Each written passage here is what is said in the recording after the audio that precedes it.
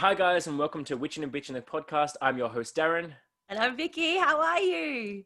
and we have a very special guest today. So I'm going to do a quick introduction before we bring her on the show. So Sasha Graham has been obsessed with the supernatural and paranormal for as long as she can remember.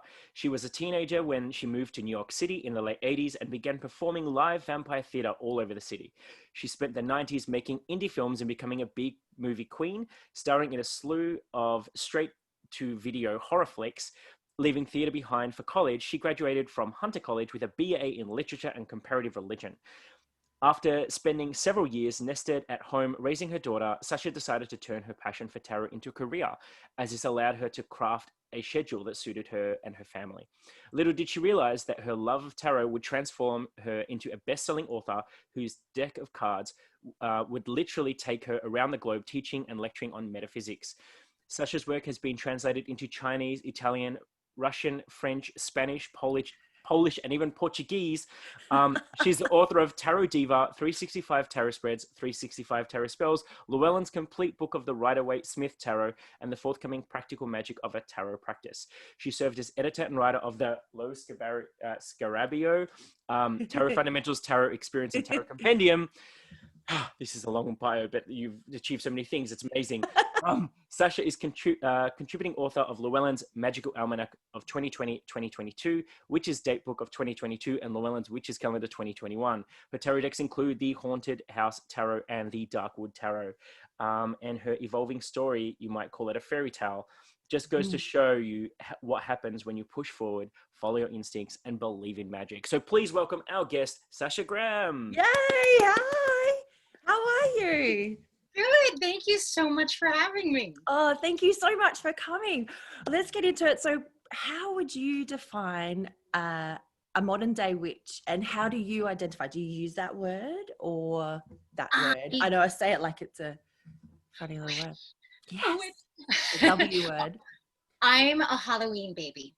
So being born on Halloween, I felt like I've been a witch my whole entire life. I felt like I was born a witch. And how would I define a modern day witch? You know, I think it's interesting because I think the definition is certainly expanding. I think that I think a witch is anyone who practices ritualized magic in a specific way, who casts spells in order to make their heart's desire manifest for them. But it's more than just intention setting, right? There's definitely a ritualized aspect to it. And then, of course, it takes on so many different forms. There's so many different ways to be a witch. But I'm more of a solitary witch myself. Can I just pause for 1 second? Because today is the 4th of November. So can we just give a quick happy birthday to Sasha, who just celebrated her birthday? So happy birthday to you. Happy birthday to you. Happy birthday to Sasha. Happy birthday to you. Thank you very much. So, Sasha, like obviously you've written so many books and edited and all that kind of stuff. Like, I mean, so people who know me well know that I have a catchphrase, which is tarot is life. So much so that my tarot class made me this card. It's my favorite card, which is the Tower card. And it says tarot is life with my name on it. So, and I feel like you're like my spirit animal, because I feel like you have a very much a similar outlook on life. I'm interested to know, what is your favorite tarot card? Well, first of all, I'm so excited you're wearing the Tower because so many people freak out about it. I know. The Tower is the key to everything. You can't do anything without that. I mean, every card is essential, but essentially the Tower card. So I'm just so happy. Wait, what did you just ask me? What was my favorite? Yeah. What's your favorite card in the tarot deck? God, you know, it's a hard one, isn't it? It's really, really hard. Like, I could cop out and easily just say the Fool, because the Fool is kind of the seed from which every tarot card springs. So if I say the Fool, I get to say the whole deck. I love the World, because that's kind of like, oh, yay, you know, winning, you're hashtag winning. But I think honestly, it would have to be the High Priestess.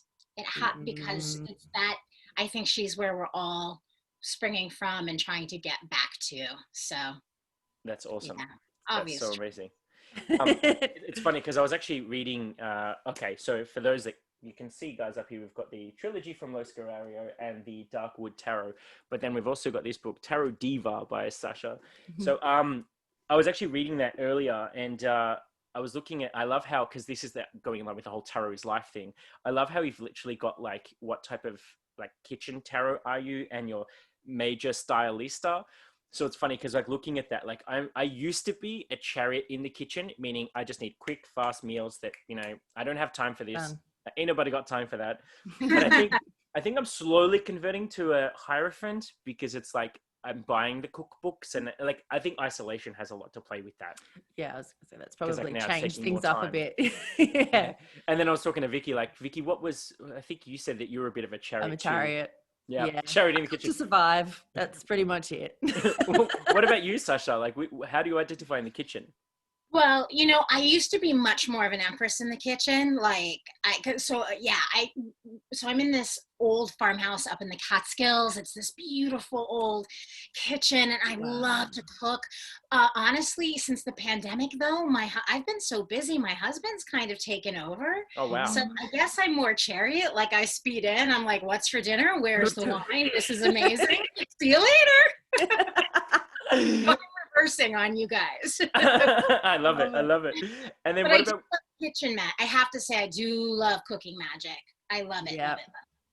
Yeah, and then what about in regards to your stylistic sense?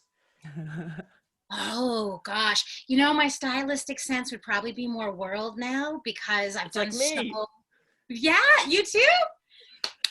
I'm one of those people. I was just saying to Vicky before the show, actually. I was saying to her, like, I'm that guy that literally goes to a little country town in the middle of like Tuscany and buys that overpriced handmade scarf, and because it's the story that goes with it of this cute little lady that made it on a loom, or whatever the hell that thing is called, where they hand weave things. I think you're right. Is it a loom? Yeah. But yeah, so I'm like, you know, I've got a bracelet from this country, and like a top from that country, and a scarf from that country. Like, I like to wear the world on me.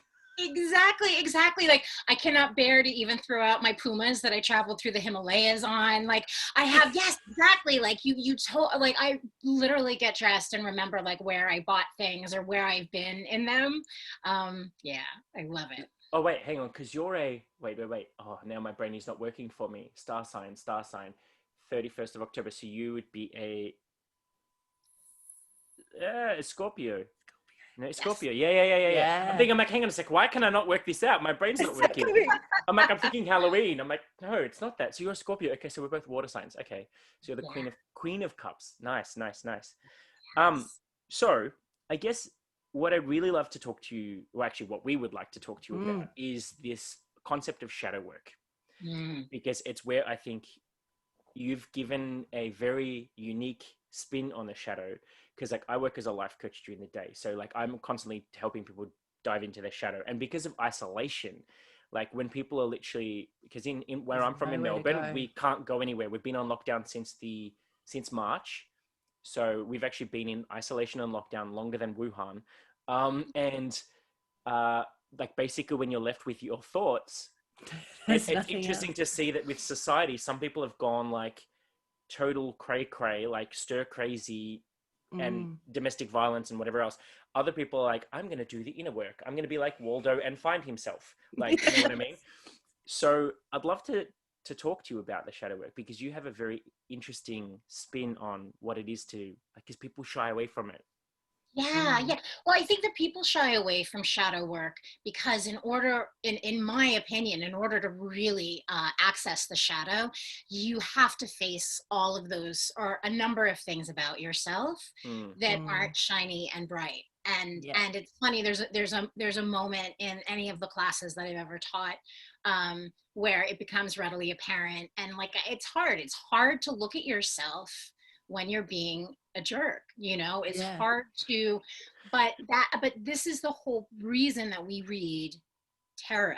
It's not to, it's to find out things that, it's to bring awareness, it's to bring our light of consciousness to the things that we're not aware about. And and once you get through that icky stuff, and there's nothing like a tarot practice to make you aware of what you're afraid of. You know, like I always think with the Celtic cross spread, the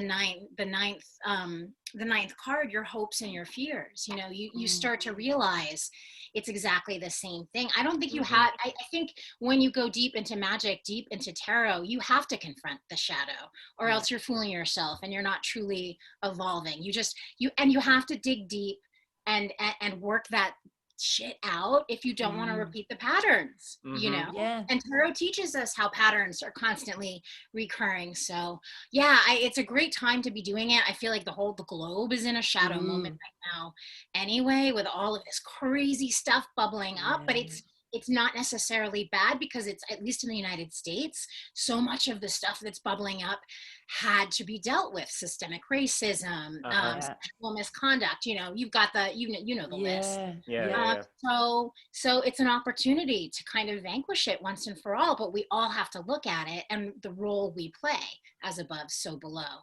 So it's a really poignant time to be doing this work, and the world needs it, you know. Definitely. Yep, so much. And that was one thing I loved in your masterclass that we were talking about with the shadow work, and that light and dark aren't always equal, that we often always associate them with being equal. Could you explain a little bit more about that, and how there's boundaries and things like that as well with the light? Yes, of course. I'm so happy that you brought that up.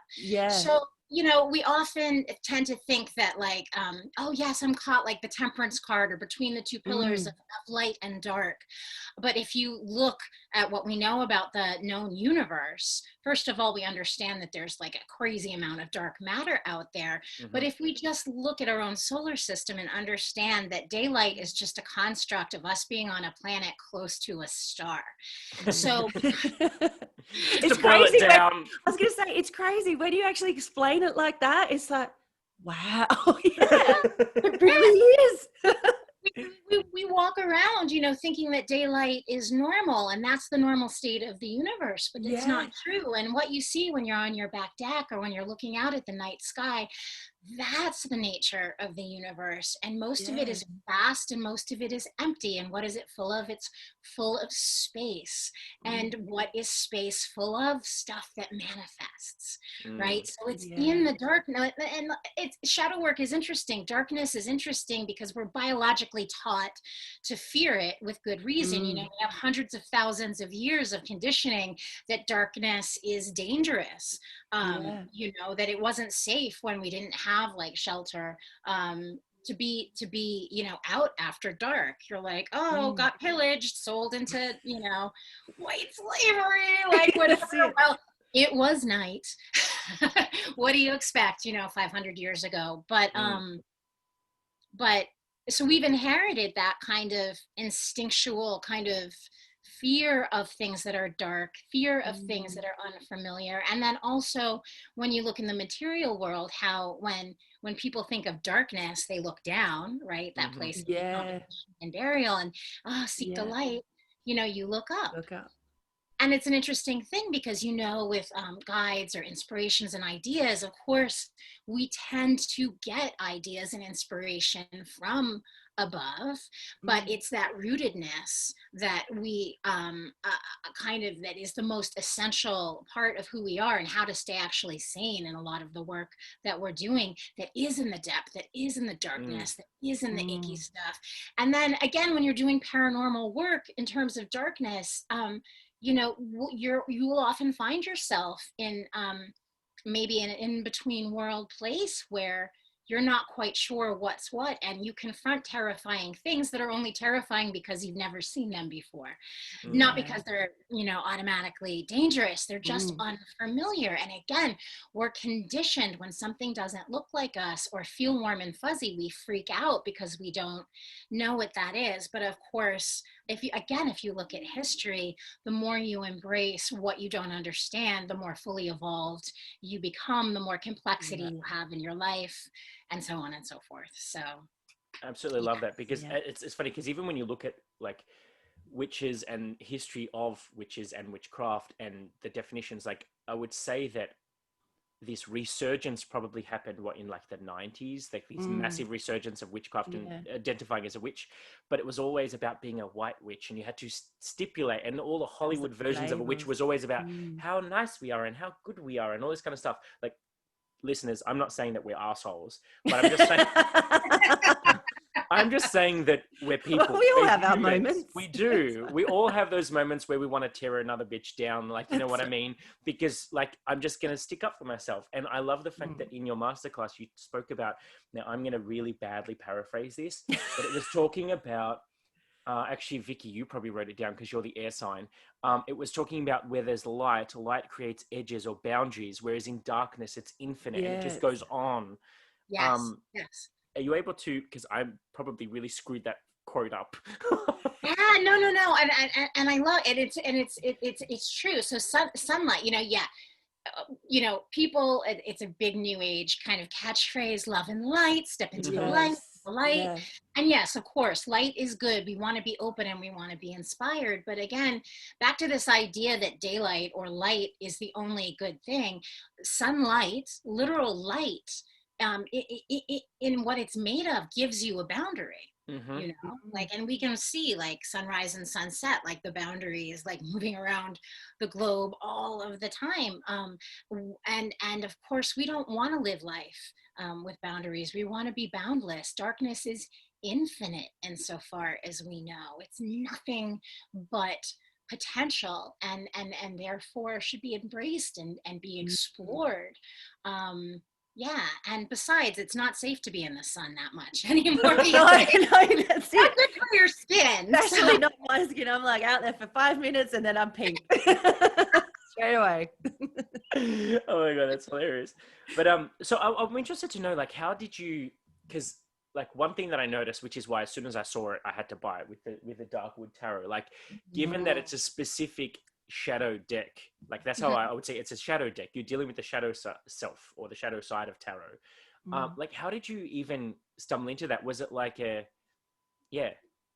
I don't know, was it like a conscious decision, go, there's no one working on this, I'm gonna pick that niche? Or was it just because it just aligned so much? And like, I'd love to know how you got into it. Yeah, how it came about. Thank you for asking. So one of my first big talks at the Reader Studio, I think it was in 2017, I did a big main stage presentation on shadow work. And I just I was so captivated by it. And I saw people's reactions to the work and how it touched people. And I continued to teach bits and pieces of it as I was teaching. And then one day, because one of the exercises, I have people move into a card, of course, because the tarot, every card is a world unto itself, and explore the darkness. And I was like, why is there not a dark deck? Like, why is there not a deck that leans more into the shadow? So I thought, I'm gonna make, and then I'm like Dante's Inferno, right? And like when Luke goes into the cave in Empire Strikes Back, like, yes, this will be amazing. So I wrote up the proposal, and they accepted it. Llewellyn accepted it, and then it took us over a year to find our artist, but it was so worth the wait, because I think she's just beautiful. Yeah, Abigail Larson she's just unbelievable. It's funny. But I really wanted to say, I really wanted a deck that would call people out a little bit more, and not just, and not because I wanted to be mean, but I think that it's really easy to turn a tarot card and be like, oh, I'm just entering a new cycle. That doesn't do any good. It doesn't do any good. You have to get called out. You have to see some of the dark stuff. So that's why I came up with it. It's good, because you do. I do it sometimes. Like when I'm doing a thing, I'm like, oh, it's going to be all great. There's new cycles starting and I'm flowing and all of these sort of things. And you put that spin on it sometimes. But if you have to look at it and that's what it's specifically about, it really helps to get you dig deep into those, what's going to actually help and what's going to help you grow more is that shadow stuff. Or at least help you, hopefully, also like unpack more of what's inside the arcana.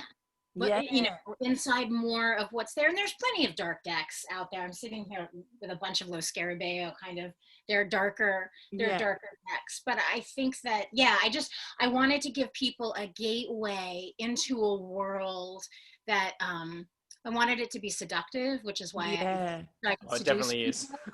in, you know, like, and it was also, and it was during the 2016 election cycle as well, where I was seeing a lot of like girl on girl hatred with our female candidate. And that was another thing that I thought, and I've always thought is important, especially when we're looking at tarot and empowerment, really about women sticking up for other women. I think that's the most violent thing, in a sense, when women don't have each other's backs. So you'll notice there's a very heavy female angle in the cards, and that was certainly my intention, because I think that's a big part of the collective female shadow. Well, I really resonated with it even as a male. I mean, I am gay, so I do tend to resonate more with the feminine, but that's okay. Like, I own it, it's fine. Like, even like the fact that your book is called the Tarot Diva, like, I call myself a diva, because if I call myself that, then that gives you no right to call me that. And plus, I think there's a really poignant difference between a diva is someone who knows what she wants and knows what she needs to do to get it, as opposed to a bitch who's gonna know what she wants, knows what she needs to get it, but she tears everyone down in the process. Just plows toward it. Exactly. Yeah, exactly. So I think there's that poignant difference that people often miss when they call me, you're like such a diva. Thank you for noticing. I am a diva. Thank you. And diva is derivative of divine. So exactly. Thank you for noticing that I'm a divine source of everything. It's actually funny that you visit that topic, because as someone who teaches tarot, like, whenever, like, because one of the things that people struggle with the most is to read for themselves. And everyone, like, when I see on all the Facebook groups and stuff, everyone's like, oh, I can't read for myself, it's too hard, because I give it this subjective lens. But in my course, I actually teach them to read for themselves throughout the course, so they're actually reading for themselves every week. And I'm like purposely getting on there and giving them feedback, going really into the like crux of it, saying, too fluffy for me. Let's go deeper. Come on. You know what that means. Don't fluff that to me. Because I figured if you can read for yourself, then reading for someone else is easy. As opposed to when I did my training, it was all about reading for others. And then I had this cloud of, I couldn't read for myself until more recently. But what I love about your deck is that it's like whether you want to read for yourself or not, it's there. Yeah, it's just there. It's in your face. It's like right there. There's no fluffing around it. It's done. But I have to say, like, when I was watching your masterclass, which for the listeners, we're going to give you some more information about her upcoming masterclass, which is coming up soon. The last, like, without giving too many spoilers, but you did mention it already. It's funny, I was watching it with Vicky, and we were like, I didn't think that watching a masterclass on tarot that I was going to start watching Star Wars. Yeah. But it made so much sense. And then I'm like, oh, I feel like I need to go back and watch that whole series again just to see what else is in there. The rest of it. All the symbology and things like that are in so many different things.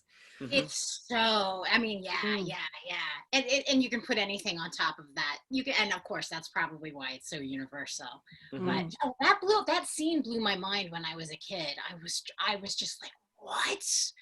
But that's the crux of Shadow. That's the crux. That is the crux of Shadow. That is an iconic scene. I'm happy I surprised you with it. Oh, definitely. I was like, why are we watching Star Wars? I mean, the geek in me loved it, but I was like, isn't this a tarot masterclass? Why am I watching sci-fi? But it made sense when we eventually got there. And again, I don't want to give too many spoilers to those who want to do it, but all I'm going to say is, guys, like, and I'm not just saying this because Sasha's here, I've been banging on about this to all of my graduates of my tarot course, saying, guys, here's a snippet video. Like, I sent them the YouTube trailer kind of. That's it. Yes, the trailer video. and I copied and pasted the little blurb of what's going to be covered in the course. And they're like, oh my God, this sounds amazing. I'm like, I wouldn't be telling you to do it if it wasn't amazing. Because I feel like I want to redo the masterclass. So I'm glad I purchased the recordings, because I feel like I scratched the surface, but I want to go down a few layers. Yes. And it's that kind of thing that you go back to it again. I mean, I've been teaching this for years and I'm going deeper with it, Mm-hmm. because as a teacher, Mm-hmm. you're also, you're kind of taking it too. And just, I always felt what you were talking about before about, learning to read for others. I always felt like I wanted to walk the walk and talk the talk. Like when I first started charging for readings a million years ago, I was like, well, okay, theoretically, I'm the supernatural creature who's going to give you all of these answers. I have to do that for myself first. Mm-hmm. And so it's just, again, there's no end, like darkness. There's no end to how far you can go with this work. And it's true for the teachers as well. Mm-hmm. Oh, absolutely. Like every single student who posts a reading about themselves and then I have to critique it, I'm learning something about myself as well, which is weird. It's weird how it kind of just, I'm like, how can I have 11 students in the room and with every reading that they're doing for themselves, I'm getting something out of it. Like it just blows my mind and baffles me.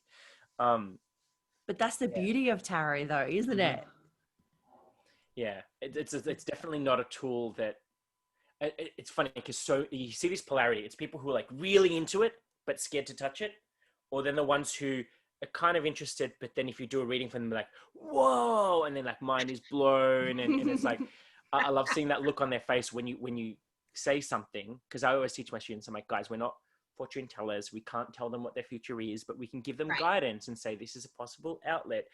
Because I had that one student that came to me and said, oh, we just did a reading last week. If I do a reading this week, like that one was supposed to be a Celtic cross and it was the next 1 to 2 years or whatever of my life. But how can I do another reading the week after if I've just done one? Like, and I'm like, because it's not gospel. Like you have made so many different choices in that last week that your tangent has now gone off on a different. Life is in flux, man. Like life is in flux. I know it's always a funny question that people will ask. Well, what if I ask the same question 2 minutes later and you flip another card? Will it be totally different?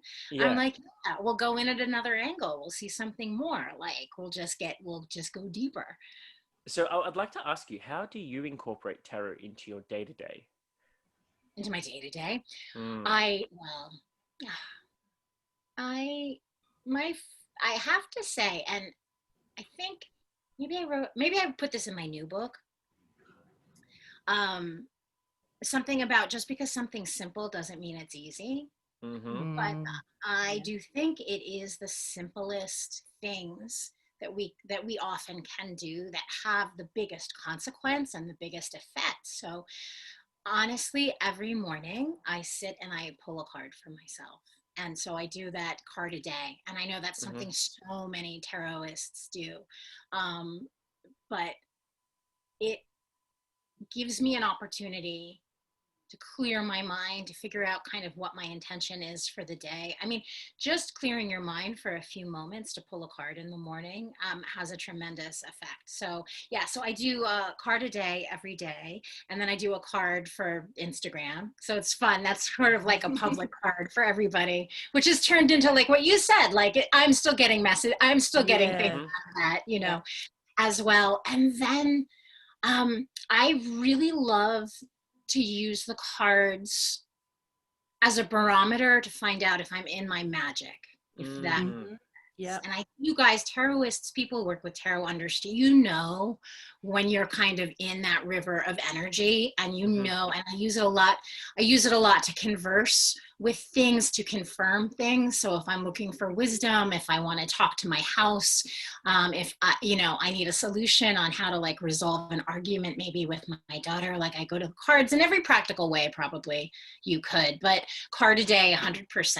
And then I also I do like to bring tarot archetypes onto my yoga mat with me as well. So I'll call them in and put them around in the four corners. So I work a lot with the cards, but not physically the cards, but the energies of the cards.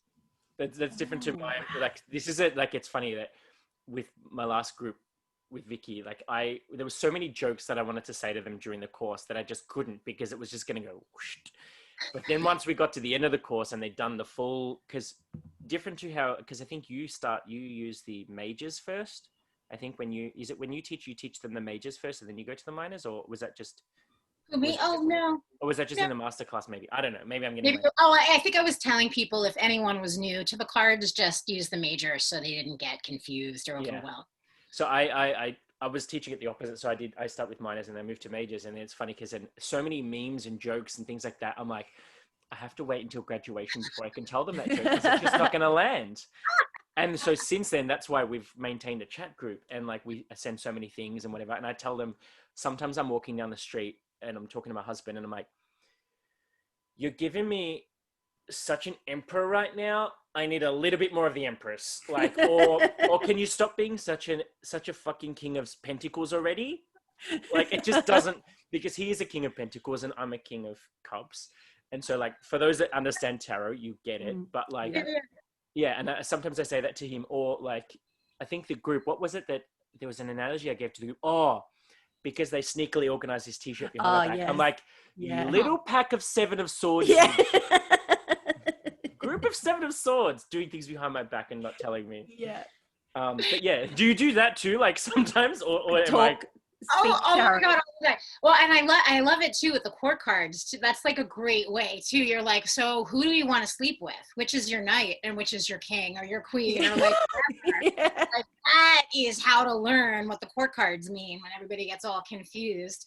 Yeah, but that's like the beautiful shorthand of like, again, it's something that only my tarot friends really get. Yeah, see, I'm sorry, I'm laughing because they were all struggling with court cards. I'm like, we were. Shit, if I just knew to relate it to who you want to that, sleep with, we'd be like, 1 week, nailed it. Done. Oh my God. Sorry. I've lost it now. No, it's gone. It's gone now. Vicky, you go. I want to just bring it back to what you were saying with bringing the archetypes and things onto the yoga mat and working with them.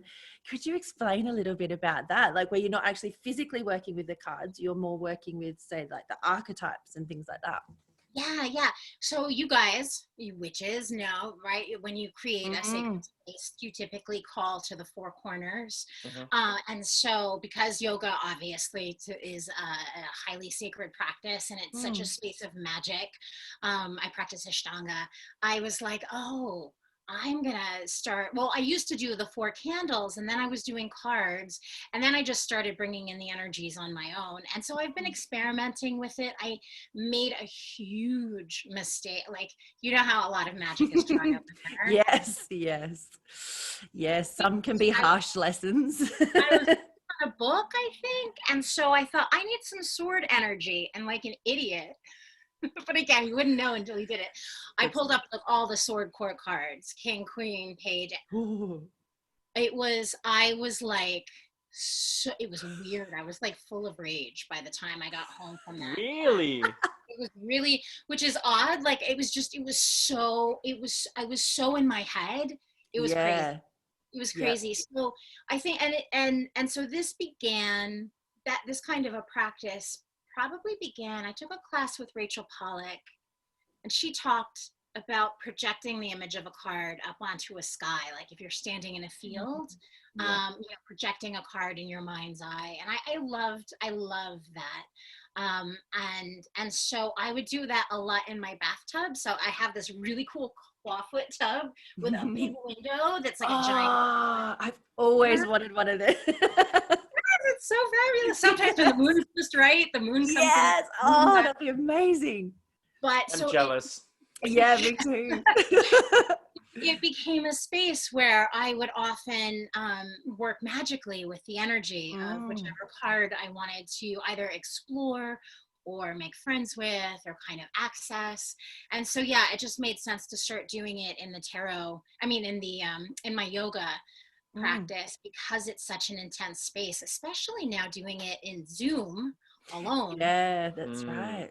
And at first I was so sad. I missed everybody at the studio so much, but now I don't think I ever want to go back to practice. I know, that's the thing, isn't it? It brings that whole new level to it a little bit as well, where it becomes that totally internal practice. Oh my God, it's so good. It's so good. So, but I'll be happy when I'm back in the studio. I was gonna say, it's always still nice as well.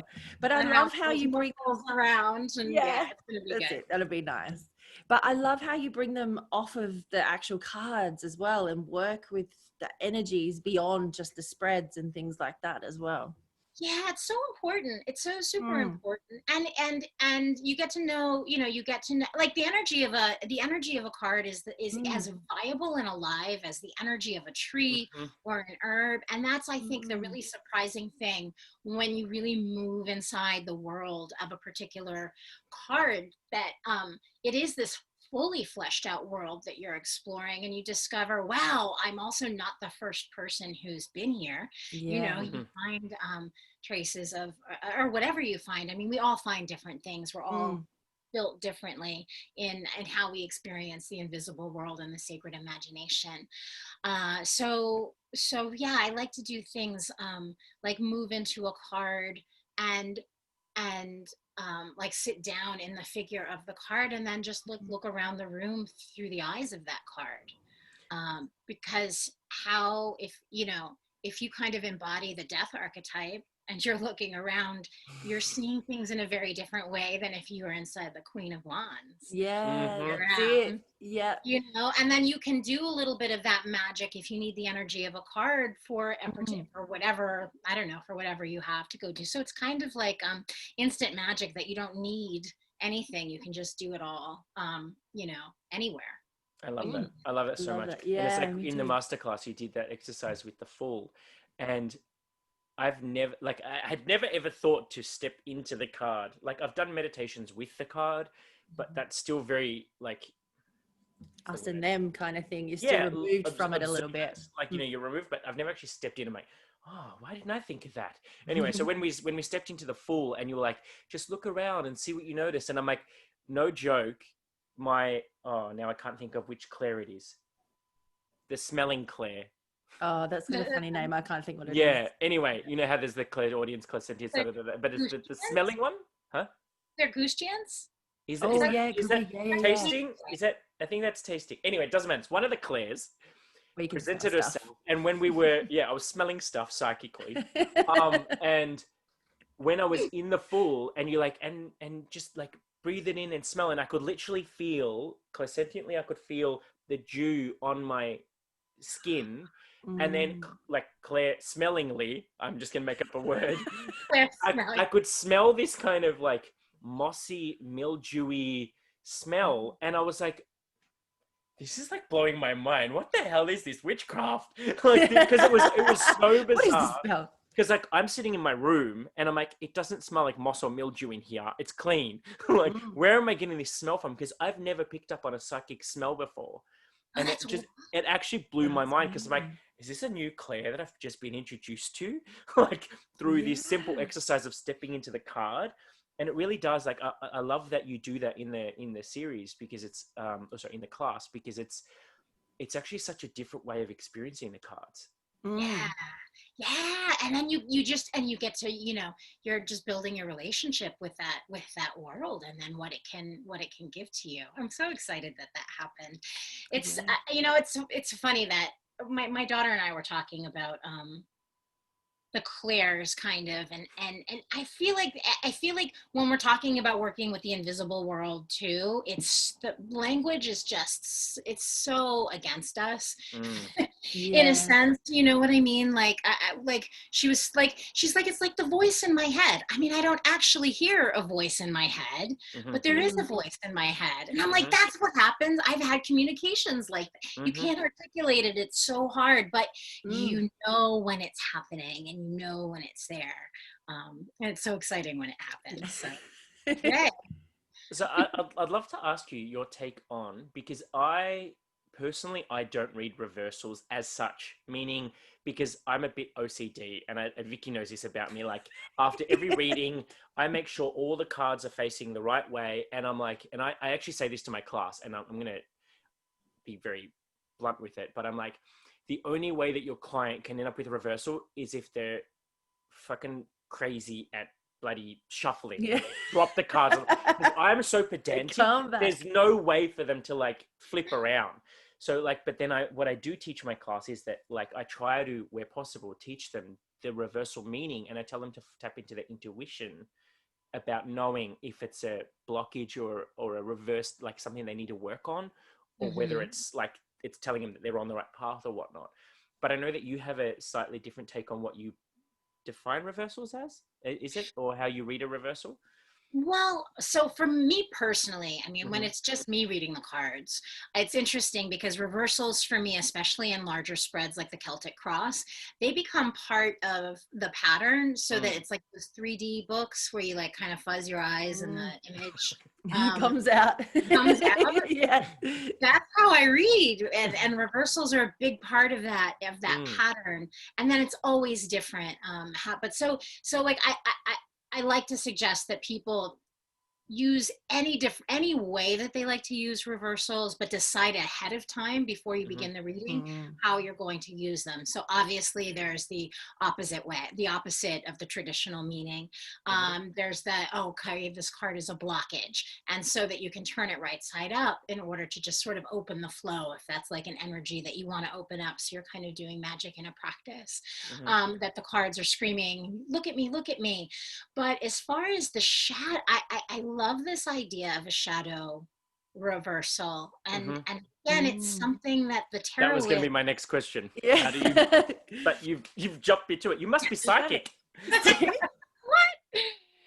To shadow reverse a card, and it's something that really you can't really necessarily do in a reading. Perhaps you could, but it's really about going again, moving into the card and literally what's kind of hiding out on the dark corners, on the dark edges. It can be quite oppositional, but because it's shadow work and because we want to look at our shadow, we want to look to the things, those places where we're not necessarily aware of what we're doing or how we're behaving. In the shadow reversal of a card, you not only go to the sort of oppositional space, but then figure out how you're embodying that. And so, and the example example you could use is the star card is about being, you know, open and full of inspiration and clarity, and the storm is past, the tower energy is gone, like, oh, it's a deep breath, it's this beauty. So if you were going to move into that card and start to explore its shadow, what happens, right? The clouds sort of come, the sky turns dark, and we move from this space of like the artist and the muse to kind of this destruction of anything that is almost into like a devil-like energy that would be the shadow of the star. And then you have to say, all right, well, when have I done that to myself? When have I cut off my inspiration? When have I cut off the inspiration of another? When have I been given a gift, a beautiful gift, and just totally turned my back on it, and maybe was horrible to somebody for giving me something that I actually asked for? And so that's how to work with the shadow reversal.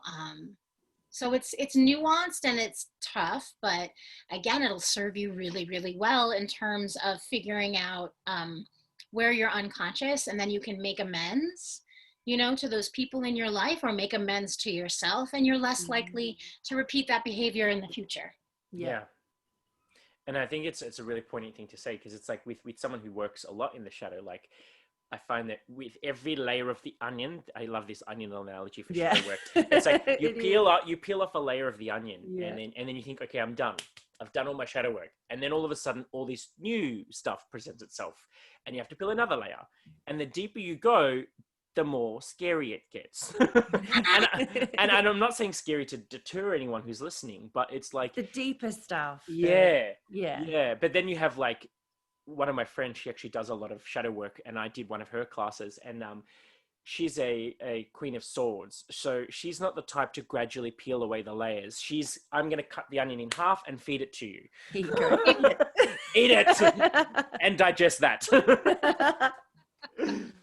Like, I guess if you're like, to anyone that has never done any shadow work and feels that it's this big scary thing, what advice would you give them on how to ease into the shadow work, so it's not this, you know, monster under the bed? Tower moment. So, and sort of to your point about what we were talking about in the beginning, which is that darkness is infinite and light is kind of very small. It's not just scary things. It's not just murderous tendencies or jealousy, hatred, desires that we necessarily put into the shadow. It's everything that's popping out of the moon card. There's a reason the moon card comes after the tower, the devil, all of the catastrophe of the breakthrough. Things emerge in the moon card because it's coming out of darkness. And when something is unfamiliar, and that includes our talents, that includes great love, it includes what we might be capable of that we don't necessarily recognize. Oftentimes, like, we need the shadows, the shadowy like moonscape, right? Because it's a soft lens with which to view these things that might otherwise freak us out. The things you want the most in life that you don't have right now are freaking you out. Otherwise you'd have it. Otherwise it wouldn't be an issue, right? Because fear is not wanting something. That's avoidance, or you know what I mean? Like you just don't care, right? There's something at stake. And so that's why shadow work is it's you know, it's like doing a little bit of this tough work to get to the good stuff. Like, you know, you have to do the workout, you have to put in a little bit of effort, but the rewards are unbelievable, because I really do think that this is like this kind of stuff that not only can change your life, but this is how you evolve. And the tarot tells us that. It tells us that in the run of the majors. And that's why the moon is there so close to judgment and the world. You know, it's so close. So to dive in, like anybody who's playing with tarot cards or interested in tarot or has any piqued interest in it, this is shadow work. You know, we exist in the shadows. Like, they're witches and tarots having a moment. There's a resurgence. It's everywhere, and that's awesome. It is still the province of what we do to stand in these unknown spaces. So if you're pulling out a tarot deck, you're already doing shadow work. So I would just invite you to go further, you know, go further into your shadows and find, like, I mean, it sounds kind of silly what glittering treasure lay within, but it really does. It really, really does. And that's, we are here to evolve, you know, and tarot teaches us about patterns. And the whole point is for us to change the pattern, right? And Charles Darwin, he called it saltation, that point at which the pattern changes. That's why people come to us for readings. They want to change what's going on. You have to change what's patterned inside of you. So yeah, so dive in. Don't be afraid. It's like Halloween on acid, man. It's awesome. See, that's actually one of the things I really want to do is not Halloween on acid. I mean, as in... Yes. What I mean is, what I really want to do, because like here in Australia, we don't really celebrate Halloween. One, because obviously our witches calendar is 6 months. It's flipped. So you guys just had Halloween or Samhain, and we just had Beltane.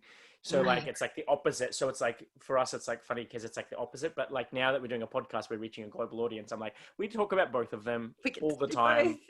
Energetically, they're opposites for a reason, right? So anyway, but they're oppositional, but they're exactly the same thing. Exactly. And the veil opening up and the energy coming through. Yeah, exactly. So like for years, I usually have this hang up about it because I'm like, every book I read is about the Northern Hemisphere. You know, but now I'm just like, it's the same. It's just different.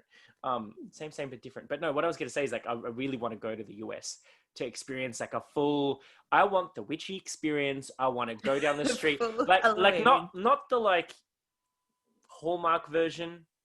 I want like the going to, I don't know, I'm guessing I'd have to go somewhere like New England to like one of the Salems, because there's so many of them. And like, you know, I don't know. In my mind, I've got this big grand, like... I just have to say. I love it. I want to be your tour guide. I have to say, I think the best for your best Halloween for your book, the most fun is New Orleans. Is Oh, just really? Oh yeah. so fun at Halloween. Salem is a little like a theme. Unfortunately, like Salem, the town of Salem in Massachusetts, Mm. isn't as cute as you think it should. It should be all Oh. cobblestones, but it's not. It's really touristy. Not to say that New Orleans isn't touristy as well, but the difference is the hedonistic aspect, and it's some, and I just vampires, and it's so weighted with history. Mm. You have to do both. You have to do both, because then you also have to check out the New England, because New England's unbelievable this time of year. Well, they say that Yeah. Melbourne and New England, well, they equate us as being similar, like based on climate, based on what it looks like and stuff like that. So like I've always wanted to go to Boston. Also because they say that we talk like Boston people. Park the car in the Harvard Yard. It's like park the car in the Harvard Yard. Because we almost talk like them. Because that's a really bad Boston accent. If anyone's listening from I was Boston, about to say we've just lost I'm all our sorry. Boston people. I'm sorry. No, because like all the rest of Americans, when you guys pronounce your months, you pronounce like September. Like for me, I feel Yes. like Americans in large part sound like pirates because everything's R at the end of a word. Like, I'm gonna park my car. I'm joking. Anyway, Oh my god. I digress. Oh my god, I love it. We But no, love I'd a tangent. Oh, we do. We love a tangent. Tangents are good. Tangents are good. They keep you on your toes. But okay, so let's just because I want our viewers, like, if this has tickled their interest in Illuminating the Shadow, which is your online series. So we've got your next episode. Oh, sorry, your next class is coming up on November is it the 14th? No, I think it's the 12th. Oh, 12th, I should know sorry. this, shouldn't I? That's okay. I would hop on my phone and look. It's I feel like it's earlier in the month. Quickly scrolling. Thanksgiving, which would be Australian, right? We wouldn't have. Yeah, we don't have it. Although I do actually celebrate Thanksgiving because Hey. the first, well, this is going to sound weird, but the first trip that my husband and I ever made to the US, we landed on Thanksgiving Day and nothing was open because it's a holiday. The only thing that we had, because we landed, I think we were staying at the Ramada Plaza, West Hollywood. And by the way, my travel agent totally punked me. I didn't know that West Hollywood was this like in your face, rainbow flags everywhere, gay mecca of LA. I didn't know that until I landed at the Ramada Plaza and I'm like, that's one big ass pride flag. and I felt like I was in this abyss or in this like parallel universe where everyone was gay. I was like, where are the women? Are we in some like I thought we're coming to America. How did we end up in this gay place? And then like it's only when we started talking to people I found out, oh, this is the gayborhood. Wow. Oh, okay, got it. There we go. I digress. So because we landed on Thanksgiving Day, since then we've adopted the holiday and we do a Friendsgiving. So we just because obviously we're not American, but we don't do it as a homage to the pilgrims and blah blah blah. We use it as a like, let's give thanks. I mean, we give thanks every day, but like we make a thing of it because it's like we have American friends now, so we like happy Thanksgiving and all that kind of stuff. Aww. So that's cool. It's the 14th of November. yeah, I was just about to say, like, you've got the VIP experience on the 13th and the class is on the 14th. So for Australian folk, if you're listening, that means it's actually on the day after. So it's the 15th here because we're a day ahead of you. So yeah, but yeah, so if they want to sign up, they can just head to it's tarotpalooza.com to sign up for your sessions. So and don't be put off if you're in a different time zone. We have, so there's a lot of different options. You can do the live class, you could do the recording like you got, which is great to do kind of at your own pace. But we had some student in Sri Lanka and I think one in China, and I was talking to them in advance. If you're a night owl, it is a beautiful time to be doing shadow work late at night. So I do invite anybody from around the world who feels like they can stay up. It's a 7-hour intensive with, of course, breaks and an hour break for lunch. But yeah, definitely check it out if you're interested. well, now that I've done the recorded version, I'm so tempted to just book into that VIP experience. I want the ooh la la. I Do want the this. whole What thing. is it? It's a slumber party or like pajama party or something like where we all. Yes. I mean, it'd be Witch's weird wearing my. pajama party. I'd be wearing my pajamas during the day, but I'm in COVID, so who cares? I was going to say, it doesn't We matter. all are. We were all Yeah, everybody is. I think it's that whole waist down. We're all nice at the top, but then waist down. and pantless underneath. That's right. Oh my god. My god! I So- stopped wearing underwear during the pandemic, and then we were at the one family we were like kind of quarantining with. We were at their house, Yeah. and I stepped on a bee nest, and literally I was like, no. like running to the house, but I couldn't like tear my clothes off because there was like no undies. There's nothing to do. All right, I've learned my pandemic underwear lesson. And that's one thing I did not think we're going to be talking about on this podcast. But I love it because this is the whole thing is with our podcast, we want to have real conversations with real people about real things. It's not just all about, hey, hocus pocus and abracadabra. Like it's like, you know, this is good. This is good. He's in the chat. So yeah. So now, Sasha, I believe that you have a special offering that you're wanting to give away. I do. I didn't want to leave you or your listeners empty-handed after this. So I am going to give you guys a standard November ticket to give away to your listeners. Wow, Yay! that's so amazing. Thank you so much. That's amazing. So guys, what we want you to do in order to secure that lucky spot in Sasha's upcoming class. So when you obviously you've seen the post on our WAB the podcast on Facebook. So what we want you to do is like and share that post and then leave a comment telling us which is your favorite tarot card. So mine is the Tower, Vicky's is, oh, you haven't even chosen one, have you? No, the moon. The moon moon? just popped up. And Sasha's is not the Fool. Where did we No, land it's with high it? priest. The High High priestess. Priestess. Yeah.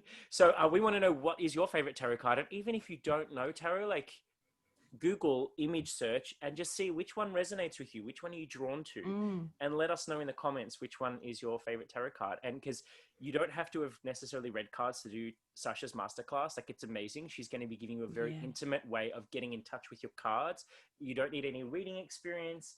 It's highly intuitive, and I'm telling you that from experience because I've done the class itself. Yeah. And it's like, again, And it's deep work as well. Yeah, like not wanting to oversell it, but it's amazing. Yes. Like I feel like this is something Yeah. that has been needed in the tarot world for so long, and so I'm so glad and thankful that you're actually doing it because it's you're touching like Amazing. the thing that I just love. I'm like, we're doing shadow work and we're doing tarot and we're incorporating fairy tales and we've got Star Wars. Like I'm geeking out. It's like everything. I know that's what we were saying when we were watching. We were like, oh my God, she's talking our language. Like it's just the whole thing. Because tarot is life, people. Tarot is life. Tarot is Right, life. it is. So, Sasha, it's been absolutely amazing having you It's on been our show. amazing. I could seriously just sit here and talk tarot I know, that's it, all day. all day and everything, but like I obviously value your time as well. So thank you again for coming on our show. I can't wait for this to air, and I can't wait to see more of what's to come. So, actually, last thing is, actually, I don't know if I'm allowed to say this. Oh no, it's been mentioned on your class. So it's the cat's out of the bag. I believe you're working on another tarot deck that's coming out. Yes. I am. Did I mention that? Yes. You mentioned it in the did. masterclass. Sorry. Because I suddenly went, oh yes, there's another new one. Yeah, there is a new one. You know, and it takes a few years for decks to come out. It takes a good long time. It's a lesson in patience. So yeah, I love the Shadow Witch in the Darkwood Tarot, but she's also the way I wrote her kind of young, and I was very interested. You know, after her experiences, after her fearless exploration of the wood. You know, what would happen to her when she was older? What would happen in her crone years? And I was like, oh, of course, she has a witch's garden.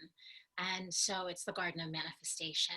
So this is kind of also a mature look at a magical garden where anything is possible, where those who have done the shadow work can then go and reap the riches.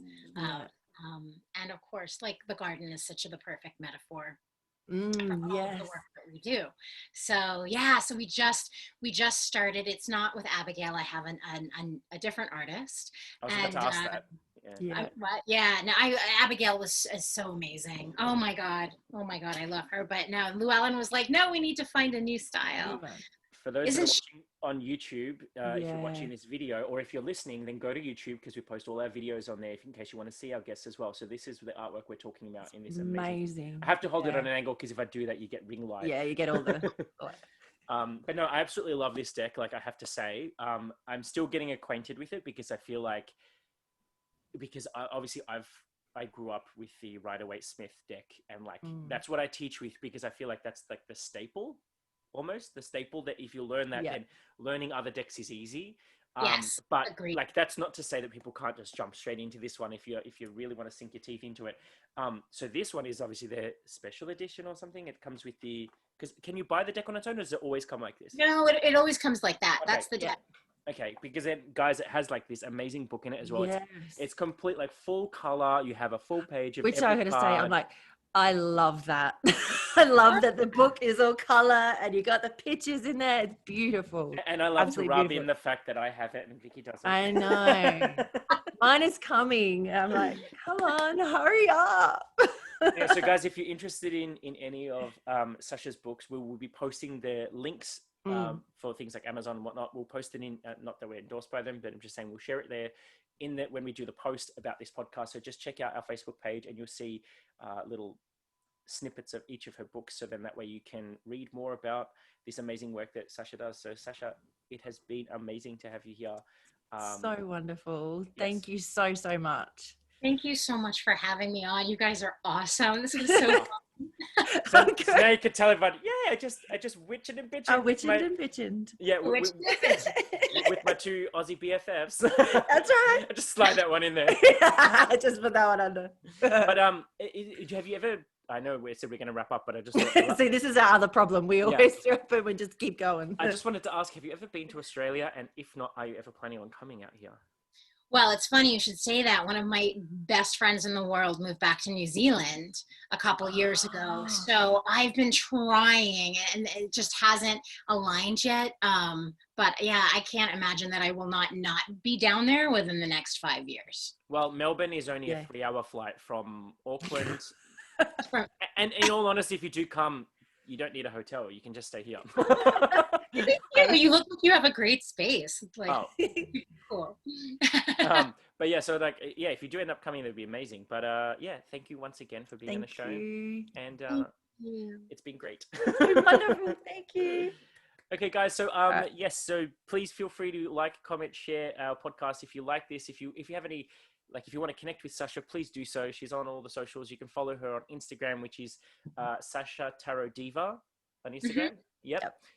So you can follow her and see her amazing one card a day. And I believe you also have some you do online classes to do with tarot. Is it Tarot Tuesdays? Yeah, that's just a super casual hangout, like on Tuesday nights. Like, it's just like we get together and do some spreads and So if you like what Sasha does, then please connect with her. She's amazing. Definitely. And have an amazing day, guys. Bye. Bye.